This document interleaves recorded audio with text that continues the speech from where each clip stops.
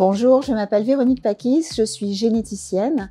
Je suis responsable du service de génétique médicale au CHU de Nice et je coordonne un centre de référence maladies rares sur des maladies métaboliques, les maladies mitochondriales.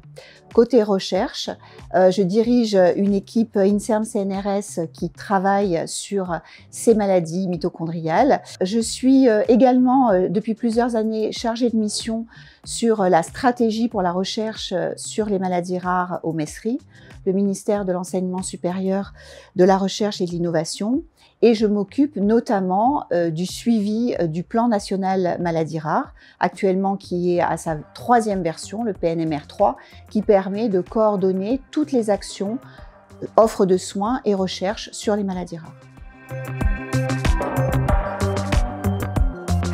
Alors, 2 enjeux principaux. Le premier, il concerne les impasses diagnostiques. Pour beaucoup de ces maladies, on n'a pas identifié le gène responsable de ces maladies. Et donc, si on n'identifie pas ce gène, ça veut dire qu'on ne peut pas faire de conseil génétique, pas de prénatal, et surtout qu'on n'a pas de vraies pistes thérapeutiques pour trouver des traitements contre ces maladies. Donc, beaucoup d'actions dans le cadre du plan Maladies Rares 3 recherche pour lutter, par exemple, contre ces impasses, un PPR, un plan prioritaire de recherche pour les maladies rares à hauteur de 20 millions d'euros et beaucoup d'autres actions pour justement lutter contre ces impasses. Deuxième priorité, c'est bien sûr les traitements qui étaient en retard jusqu'à maintenant, mais on a de vraies réussites thérapeutiques. On pense bien sûr à l'amyotrophie spinale infantile et à la thérapie anti-sens.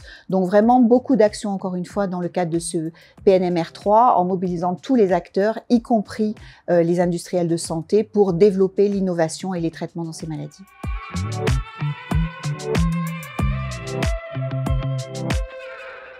Alors, le rôle des associations est fondamental, et notamment de l'Alliance.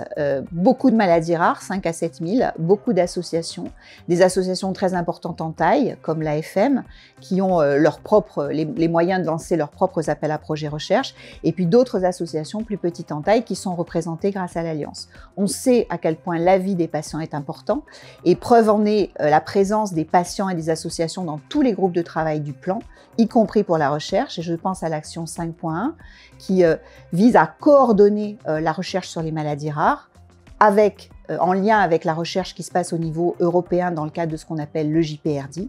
Et les associations, l'Alliance, sont présentes à toutes les étapes, que ce soit en termes de propositions et en termes d'évaluation des actions réalisées.